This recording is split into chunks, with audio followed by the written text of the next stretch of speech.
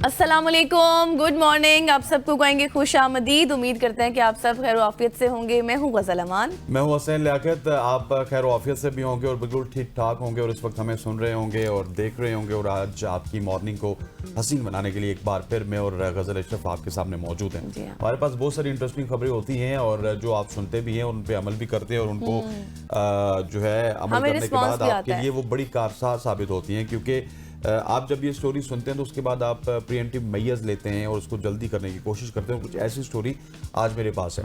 Solar panels और internet महंगे होने का इम्कान है। एफबीआर ने आईएमएफ को तजावीज़ दे दी हैं। एफबीआर ने बैनुल अक़वामी मालियाती फंड्स को माली साल 2026 के लिए महसूलात में इजाफे की गर्ज से नई तजावीज़ पेश की थी, जिनमें दरामदी सोलर पैनल्स और इंटरनेट खिदमात पर टैक्सों में नुमाया इजाफा शामिल है। वाज़ेह रहे कि ये तजावीज़ हुकूमत की टैक्स नेट को वसअत देने और बजट खसारा कम करने की पॉलिसी का हिस्सा हैं, जिन पर हतमी फैसला आईएमएफ के साथ जारी मुज़ाकरात के बाद किया जाएगा। एफबीआर की जानिब से आईएमएफ को पेश की गई तजावीज़ में बताया गया है कि ज़रूरत पड़ने पर दरामदी सोलर पैनल्स पर जीएसटी की शरह 10% से बढ़ाकर 18% की जा सकती है, जो जनवरी 2026 से नाफिजुल अमल होगी। और इसी तरह इंटरनेट पर विद होल्डिंग टैक्स 15% से बढ़ाकर 18 या 20% करने की तजवीज़ भी ज़ेरे गौर है। जिन्होंने सोलर पैनल लगवाने हैं वो जल्दी से लगवा लीजिए और इंटरनेट के पैकेजेस कोई साल वाले हैं तो वो देख लीजिए। वो करवा लें। अच्छा, आपको पता है कि कल भी हमने इस हवाले से बात शेयर की थी कि हमारा आईएमएफ के साथ स्टाफ लेवल एग्रीमेंट तो हो गया, बट दैट इज़ अनदर, वो एक अलग चीज़ है। अब बात ये है कि एफबीआर की जानिब से ये तजवीज़ दी गई है कि जो चीज़ ज़्यादा यूज़ होती है उस पर आप टैक्सेस लगा लें।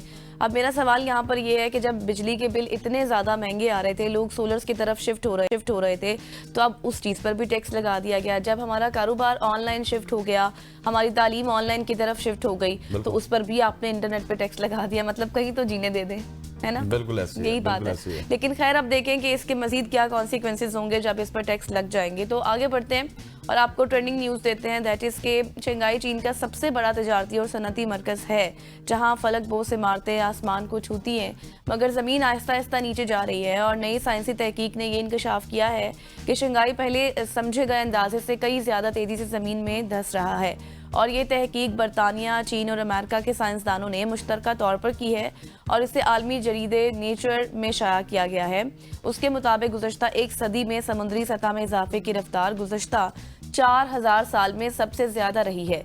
और साइंसदानों का ये भी कहना है कि समुद्र की सतह में ये इजाफा हर साल औसतन अगर बात की जाए तो 1.5 मिलीमीटर हो रहा है। और बुनियादी तौर पर ग्लेशियर्स के पिघलने के बायस ये सब हो रहा है। इसी वजह से ये तमाम तर चीज़ें सामने आ रही है। लेकिन असल तशवीश की बात यह है कि शंघाई सिर्फ समुद्र के बढ़ने से नहीं बल्कि अपनी ही ज़मीन के नीचे धंसने से भी दो चार है। और माहिरीन ये बताते हैं कि शहर की ज़मीन में होने वाली तेज़ी से नीचे जाने की ये वजह है कि 94% वजह इंसानी सरगर्मियाँ भी हैं, यानी कि जो फैक्ट्रीज़ हैं, तामीरात हैं, घरेलू इस्तेमाल के लिए जो ज़मीन इस्तेमाल की जाती है, फिर पानी का बेतहाशा निकलना।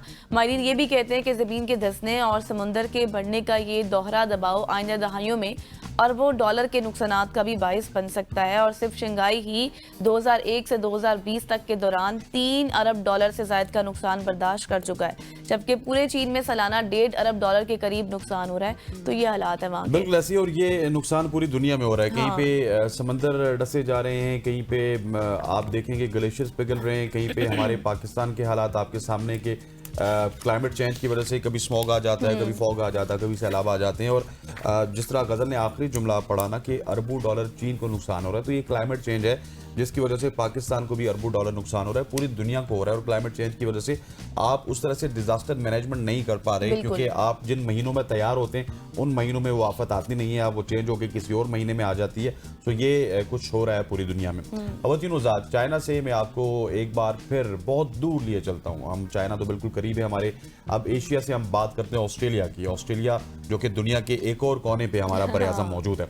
ऑस्ट्रेलिया की खातून पुलिस ऑफिसर जो कि जेड हेंडरसन की बात की जाए तो उन्होंने अपनी गैर मामूली फिटनेस के जरिए दुनिया भर के लोगों को हैरान कर दिया। उन्होंने 1 घंटे में 733 पुल-अप्स करके गिनीज वर्ल्ड रिकॉर्ड अपने नाम कर लिया। 32 साल जेन हेंडरसन ने तकरीबन 10 साल पुराना आलमी रिकॉर्ड तोड़ दिया, जो इससे कबल एक और ऑस्ट्रेलियाई खातून एवा क्लार्क ने 2016 में 725 पुल-अप्स करके कायम किया था।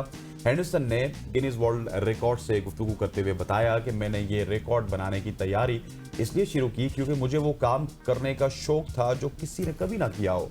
मैं ये जानना चाहती थी कि मेरा जिस्म और दिमाग कहां तक जा सकता है। इब्तदाई तौर पे हेंडरसन ने 24 घंटे में सबसे ज्यादा पुलअप्स करने का रिकॉर्ड तोड़ने का इरादा किया था, जो उस वक्त एक ऑस्ट्रेलियाई खातून के पास था जिन्होंने 7080 के करीब तकरीबन पुलअप्स किए थे। ताहम ट्रेनिंग के दौरान जेट के बाजू के पट्टे मुतासिर हुए थे और बाइसेप्स के टियर जो मुतासिर हुए उनके बाद उन्होंने अपना मंसूबा चेंज किया और मंसूबा चेंज करने के बाद भी उन्होंने 1 घंटे वाला गिनीज वर्ल्ड रिकॉर्ड अपने नाम किया। बिल्कुल आप सही कह रहे हैं। इससे ना सिर्फ उन्होंने अपनी टीम को एक प्राउड फील करवाया बल्कि दुनिया हैरान हो रही है कि यूनिफॉर्म के अंदर इतना आप ये देखें कि इतना इंटेंस वर्कआउट करना, इतना डिसिप्लिन के साथ करना, दैट्स ट्रूली लुक्स इंस्पायरिंग।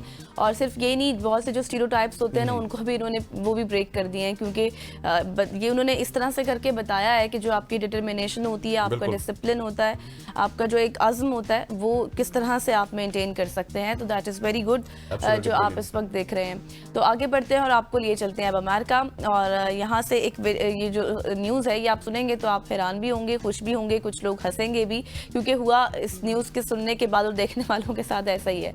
अमेरिकी सदर डोनाल्ड ट्रंप की एक नई AI वीडियो सोशल मीडिया पर वायरल हो गई है जिसमें उन्हें जंगी तैयारा उड़ाते हुए वाज़े तौर पर देखा जा सकता है। अब वो क्या करेंगे, तैयारा ना गिरे।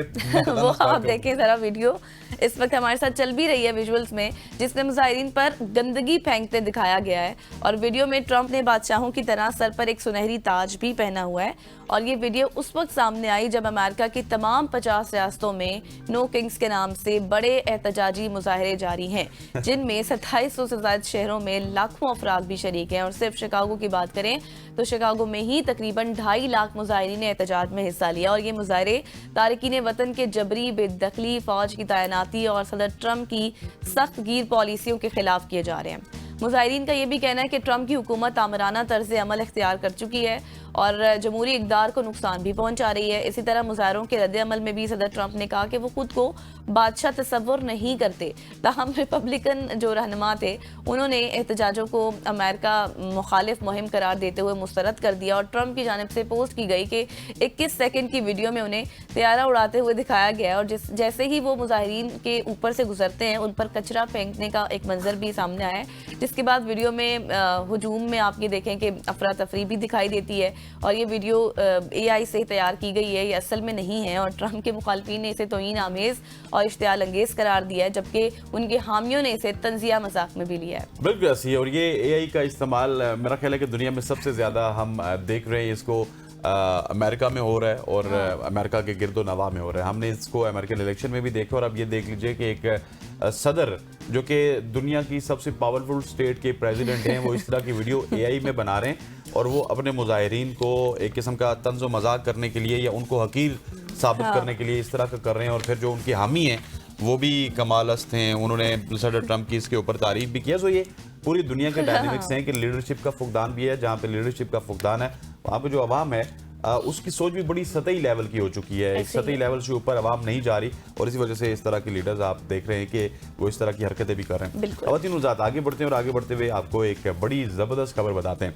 यूनिवर्सिटी ऑफ हांगकॉन्ग के मुहक्किकीन ने इलेक्ट्रॉनिक स्किन की बात की जाए, ई स्किन जिसको कहते हैं, वो भी तैयार कर लिया। अब ई स्किन भी आ चुकी है। अच्छा, ई चार्जर देखा था, ई गाड़ी देखी थी, अब ई स्किन आ चुकी है। हर चीज के पीछे ई लगा होगा तो मेरे ख्याल फ्यूचर हमारा वही है जो इंटरनेट पर आपको छूने के एहसास को मुंतकिल करती है।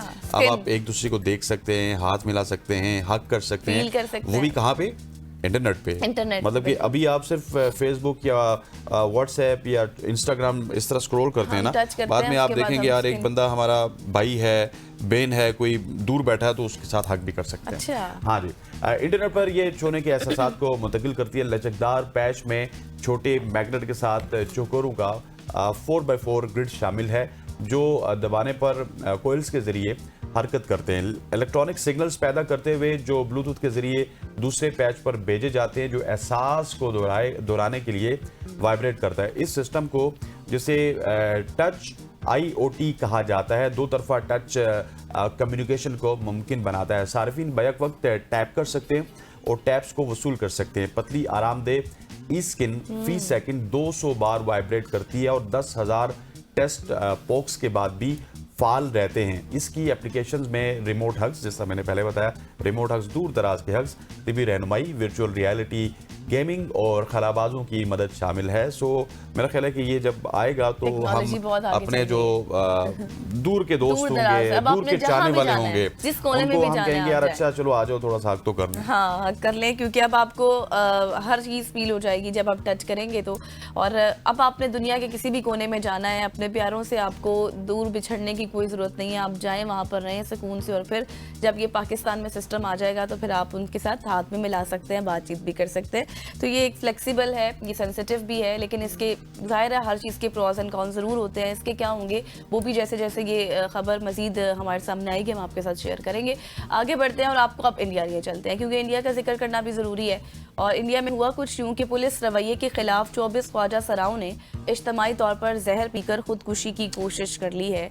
और ये वाक़या भारतीय मीडिया के मुताबिक मध्य प्रदेश में पेश आया। ख्वाजा सराओं ने पुलिस रवैये से दिलबर्दाश्ता होकर इंतहाई कदम उठाया। ख्वाजा सराओं के मुताबिक उन्होंने पुलिस के नारवा रवैये के खिलाफ फिनाइल पीकर इज्तिमाई खुदकुशी करने की कोशिश की।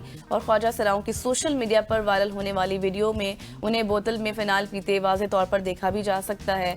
और अस्पताल के जो ऑनर थे, उन जो सुप्रिटेंडेंट थे, उन्होंने बताया कि ख्वाजा सराओं को हालत उनकी गैर होने पर अस्पताल लाया गया, जिसके बारे में कहा गया कि उन्होंने फिनाइल पी लिया है। ताहम इस बात की फौरी तौर पर तस्दीक मुमकिन नहीं है।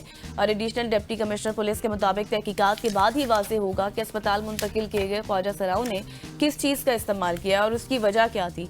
अभी तक जो रिपोर्ट सामने आई है उनके मुताबिक ख्वाजा सरा अपने साथियों के साथ ज्यादती के खिलाफ एहतजाज कर रहे थे, लेकिन पुलिस की जानिब से मुलजिमान के खिलाफ किसी किस्म की भी कार्रवाई की यकीन दहानी नहीं करवाई गई, जिस पर वो दिलबर्दाश्ता हुए और उन्होंने इंतहाई कदम उठाया।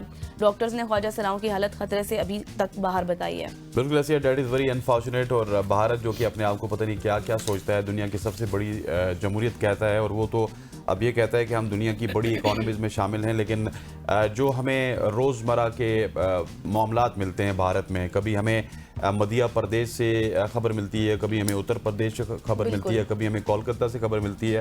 सो इस तरह की खबरें दिल दहला देने वाली खबरें, और ये कभी भी आपको किसी ऐसी इकोनॉमी से नहीं मिलती कि जो इतनी ज़्यादा इमर्जिंग हो। आप देखिए ना, चाइना से हम क्या खबरें शेयर करते हैं, चाइना से यही खबर शेयर करते हैं कि चाइना में कोई नई इनोवेशन हो रही है, कुछ नया हो रहा है। वहाँ पे इस तरह का नहीं होता कि ख्वाजा सरा एक जगह पे एहतजाज कर रहे हैं, स्टूडेंट एक जगह पे कर रहे हैं, खालिस्तान की तारीख एक जगह पे चल रही है, कश्मीर की तारीख एक जगह पे चल रही है। ये तमाम तर चीज़ें आपको हमारे पड़ोसी मुल्क में नजर आएंगी। और फिर इन तमाम तर जो मामलात हैं, हालात के ख़राब होने को वो शायद हमारा कसूर समझते हैं, क्योंकि वहाँ पे कोई तोता भी आ जाए ना, तोता या कबूतर भी आ जाए, तो वो कहते हैं नहीं, ये कबूतर बेसिकली पाकिस्तान की वजह से आया था और पाकिस्तान की एजेंसीज के पीछे शामिल है। पाकिस्तान ही शामिल है और हर चीज़ में वो पाकिस्तान का नाम लेते हैं।